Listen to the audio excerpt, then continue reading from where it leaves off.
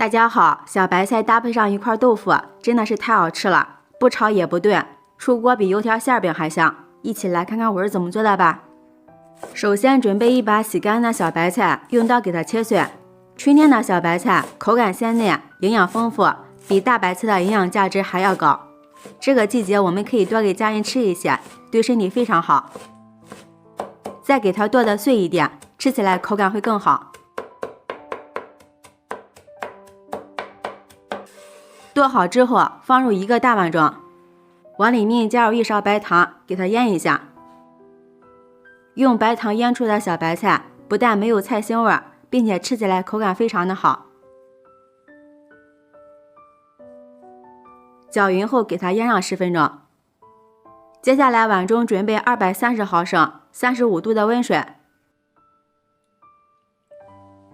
再加入4克酵母粉，先把酵母粉搅拌溶解，激发出酵母的活性。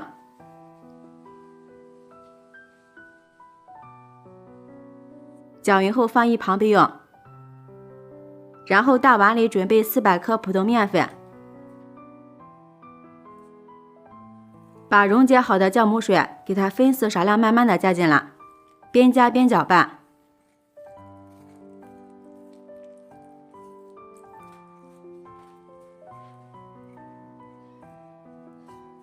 搅拌成没有干面粉的面絮状，再下手揉成面团。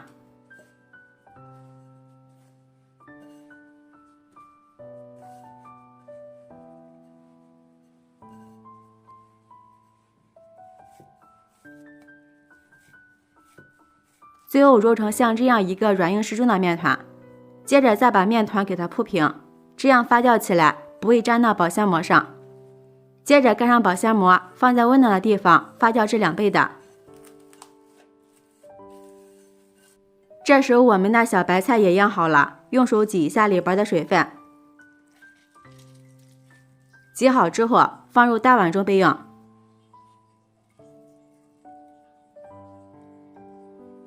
我们准备一块豆腐，把它切成厚约1厘米的片。我今天准备的是老豆腐。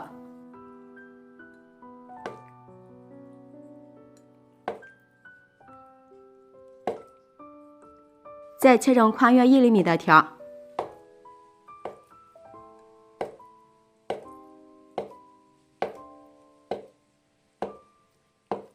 然后切成小方丁，尽量切的小一点，不要切太大了。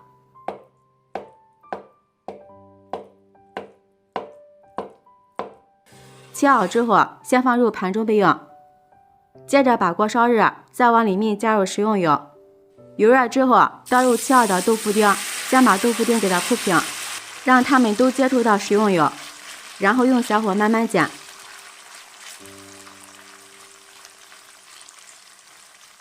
煎至定型，再给它翻炒在一起。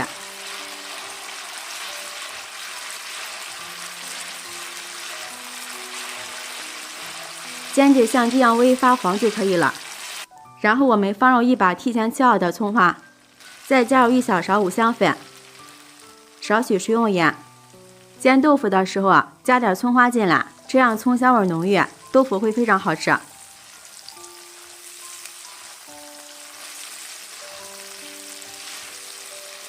炒出葱香味之后，把它盛出来，放入小白菜碎里面。这是我提前泡好的粉条，控干水分，再用厨房剪刀给它剪碎。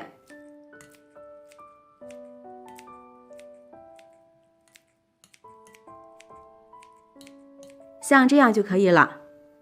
往里面倒入1勺食用油，用筷子搅拌均匀，加油粉条不容易粘连在一起。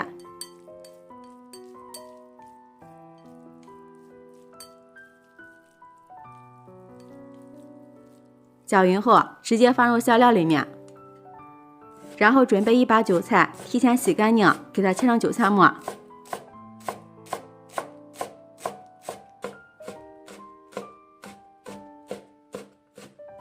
切好之后也放入小白菜豆腐馅里面，往里面加入1勺鸡精，1勺蚝油，1勺甜面酱，再加入少许的食盐，盐不要加多了，因为豆腐里边已经有盐分了。用筷子充分搅拌均匀。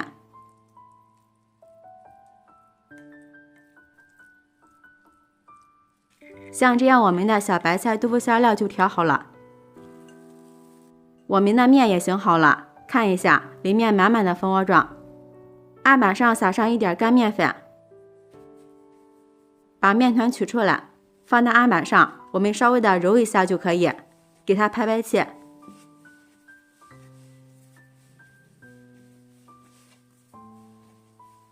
然后直接给它搓成长条，再切成大小均匀的小面剂子，比平时包包子的剂子要小一点，这样更容易熟。然后撒上干面粉防粘，再把每一个小面剂子都裹上干面粉，然后用手掌把它按扁。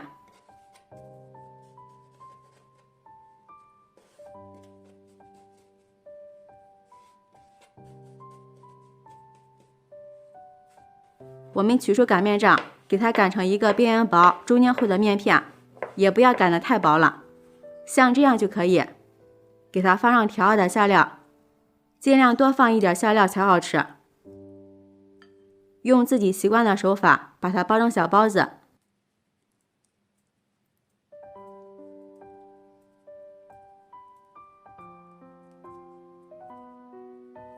像这样一个生胚就做好了。下面取出电饼铛，预热刷油。油热之后，然后再把包好的小白菜豆腐包子依次放入锅中。朋友们，视频看到这儿了，如果觉得我的视频对您有帮助的话，请用您发财的小手给我点个赞吧。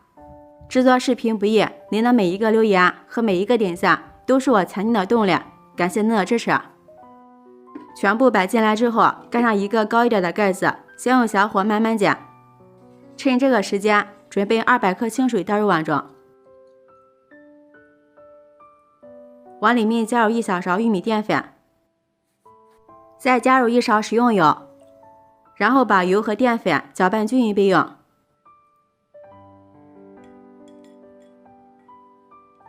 把小白菜豆腐包煎至底部金黄色，像这样就行了。再把调好的淀粉水加进来，淀粉水没到包子的1/3处就可以，然后再给它盖上盖子，用中小火给它慢慢烙，把里边的水分收干，大约需要烙7到8分钟。这一步我们不要用大火，不然的话会底部糊了，上面还不熟。时间到了，打开盖子看一下，水分已经收干了，用手按压能迅速回弹就是熟了。取一个盘子，像这样放上来，给它扣出来就可以了。